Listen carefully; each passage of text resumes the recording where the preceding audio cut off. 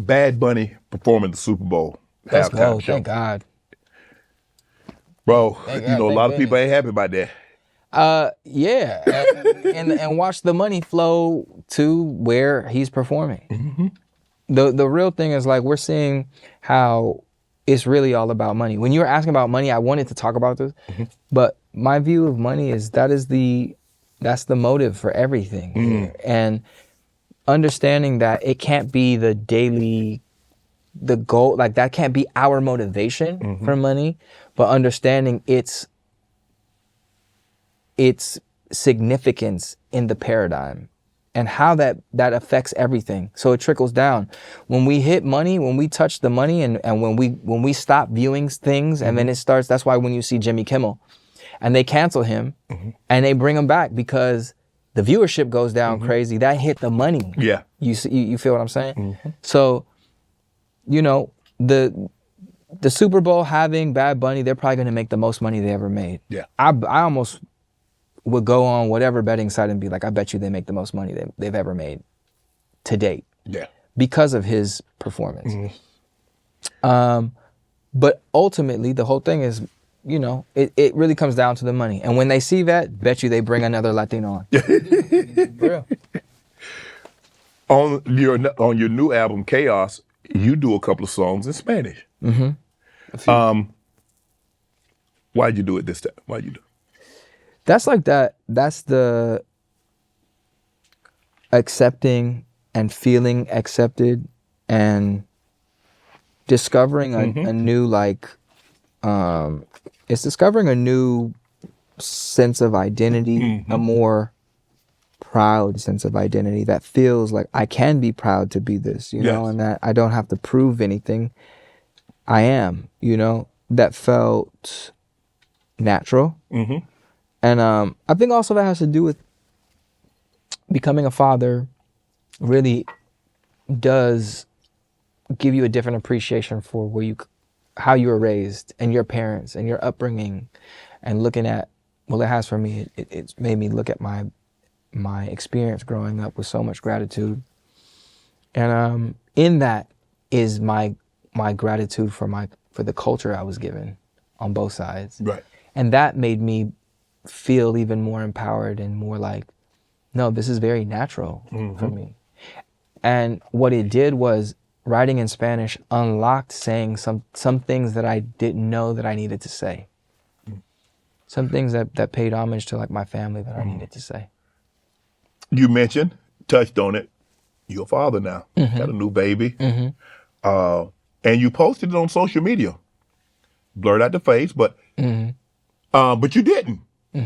Why? I mean, what made you decide? Because a lot of times when people, they don't post their kids or they'll blur out the face, but you like, hey, it's like, hey, here's my offspring. Yeah. The so in the album, not just in the album, in my life, it was having my son that really triggered a lot of the work that I needed to do, and the realizations that I kind of had. It really triggered a lot of things that make this album whole. And it wasn't until writing Angel's Song and seeing him for the first time and forgetting the madness that's playing out in front of us that I felt a different kind of hope and faith that I haven't felt in a long, long time. And so that really just gave me a whole other perspective of life, and it made me be able to finish some songs. It was so significant. Then also I know that I've lived out a lot of my my relationship in the public. And this was so significant that I felt if I didn't express the immense, like, how proud I was to be a father, how impactful it's been on my life, and also how impactful it's been on my creativity, I would have never, I couldn't put out an album honestly, I couldn't have put this album out if I didn't have my son. Wow. I wasn't gonna do another album. Really? I don't think I would have had the at the way that I was moving, or avoiding the work that needed to be done, I would not have had the fortitude to put another album out. And that's because, you know, the moment you do something in the public, you become public scrutiny. Everything you do becomes public scrutiny. And I'm tremendously sensitive about my work. And the last time I did this, I just was like, man, you know what?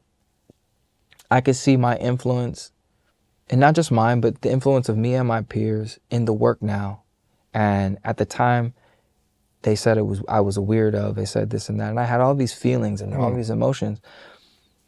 And I said, you know what? I've been lucky enough to do this, and I'm okay. I can provide for my family. And like I said, bought my mom a crib. I can look out for my pop. I'm doing, you know what I'm saying? I can provide for myself, all of these things. If anybody comes to me, I can do. Help. Man, I did it. Do I really want to deal with everybody about this and that with no context?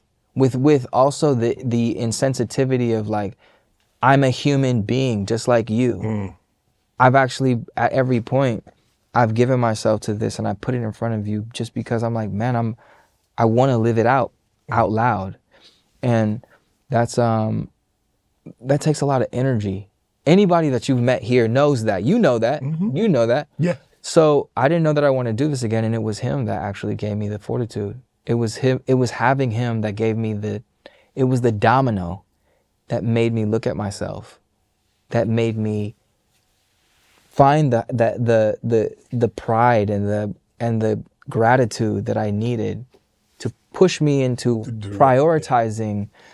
This is what's the most important moving forward, to finding that I want to give my time and attention to things that are impactful to other people. So when I am away, I can justify it and go, Daddy, Papi was away, but you know, we got to do this for these people, and look what we're doing. And look at the time that we spent. You know, I'm so sorry I was away, but this is how I can justify that.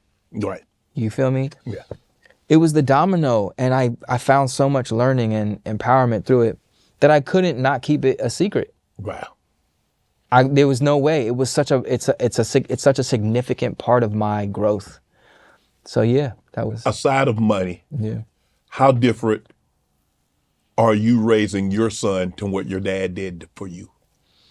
Money aside, do you see similarities in things that your dad said to you that you now say to your son? Obviously, he's very, very young. Yeah, super but young. How different or how similar are you going to raise your son to the way you were raised? I would say similar. I would say my dad was like, and is. My dad was like my, he didn't have the most support from his father. Not that I don't think that my grandfather didn't want to support him. I think there was they were very similar, so they butt heads. But man, I see you get emotional when you talk about this. Man, my dad's the shit. He's your hero, isn't he? He's the shit, man. Mr. P is the shit, man. You know, he really believed, and he always told me I could do it. Want to join Club Shay Shay? Become an official member by hitting that subscribe button, where you never know who's going to be joining us for drinks and conversation. Don't be late to the party, because you know we like to do something before 2 something.